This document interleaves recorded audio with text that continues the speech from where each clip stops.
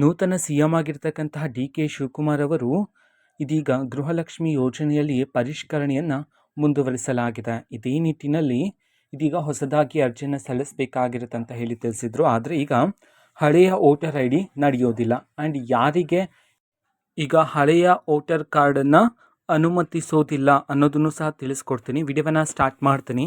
ಅದಕ್ಕಿಂತ ಮೊದಲು ನೀವಿನ್ನೂ ನಮ್ಮ ಚಾನಲ್ಗೆ ಸಬ್ಸ್ಕ್ರೈಬ್ ಮಾಡದೇ ಇದ್ದರೆ ಈ ಕೂಡಲೇ ಚಾನೆಲ್ಗೆ ಸಬ್ಸ್ಕ್ರೈಬ್ ಮಾಡ್ಕೊಳ್ಳಿ ಮತ್ತು ಲೈಕ್ ಮಾಡಿ. ಈಗ ನಾವು ಮಾಹಿತಿಯನ್ನು ತಿಳ್ಕೊತಾ ಹೋಗೋಣ. ಹೌದು, ಇದೀಗ ಹಳೆಯ ವೋಟರ್ ಕಾರ್ಡ್ ಇವರಿಗೆ ಅನುಮತಿಸೋದಿಲ್ಲ ಅಂತಂದ್ರೆ ಹಳೆಯ ವೋಟರ್ ಕಾರ್ಡ್ ಈಗ ನಡೆಯೋದಿಲ್ಲ. ಸೊ ಯಾರಿಗೆ ಈಗ ಹಳೆಯ ಮತದಾರರ ಚೀಟಿ ನಡೆಯೋದಿಲ್ಲ ಅನ್ನೋದನ್ನು ತಿಳ್ಕೊಳೋದಾದ್ರೆ, ಈಗ ನಿಮ್ಮ ಬಳಿ ಆಧಾರ್ ಮತ್ತು ವೋಟರ್ ಐ ಡಿ ಇರಲೇಬೇಕಾಗಿರುತ್ತೆ. ಆಧಾರ್ ಮತ್ತು ವೋಟರ್ ಐ ಡಿಯಲ್ಲಿ ನಿಮ್ಮ ಮಾಹಿತಿ ಸರಿಯಾಗಿರಬೇಕು. ಒಂದೇ ಒಂದು ಸ್ಪೆಲ್ಲಿಂಗ್ ಮಿಸ್ಟೇಕ್ ಸಹ ಇರಬಾರ್ದು. ಸೊ ನಿಮ್ಮ ಆಧಾರ್ ಕಾರ್ಡಲ್ಲಿ ಹೇಗಿದೆಯೋ ಅದೇ ರೀತಿ ನಿಮ್ಮ ಒಂದು ಮತದಾರರ ಚೀಟಿಯಲ್ಲೂ ಸಹ ಸೇಮ್ ಮಾಹಿತಿ ಇದ್ದರೆ ಸೊ ನಿಮಗೆ ಯಾವುದೇ ರೀತಿ ತೊಂದರೆ ಇರೋದಿಲ್ಲ. ನೀವು ಹೊಸದಾಗಿ ಅರ್ಜಿಯನ್ನು ಸಲ್ಲಿಸ್ಬೋದು.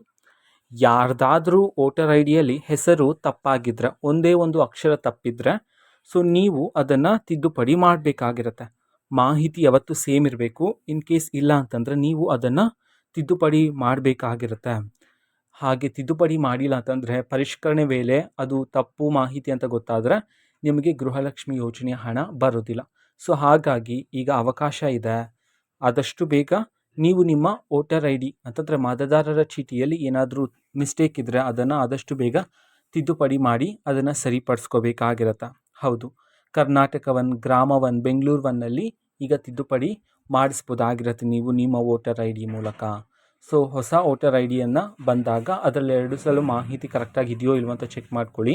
ಕರೆಕ್ಟಾಗಿ ಮಾಹಿತಿ ಇದ್ದರೆ ಪರಿಷ್ಕರಣೆ ವೇಳೆ ನೀವು ನೀಡಿ ಅಥವಾ ಗೃಹಲಕ್ಷ್ಮಿ ಯೋಜನೆಗೆ ಮರು ಅರ್ಜಿಯನ್ನು ಸಲ್ಲಿಸುವಾಗ ನೀಡಿದರೆ ಸೊ ಅದನ್ನು ಅವರು ಪರಿಗಣಿಸಲಾಗುತ್ತೆ. ಸೊ ನಿಮಗೆ 2,000 ರೂಪಾಯಿ ಹಣ ಪ್ರತಿ ತಿಂಗಳು ಆದರೆ ಬರ್ತಕ್ಕಂಥದ್ದು.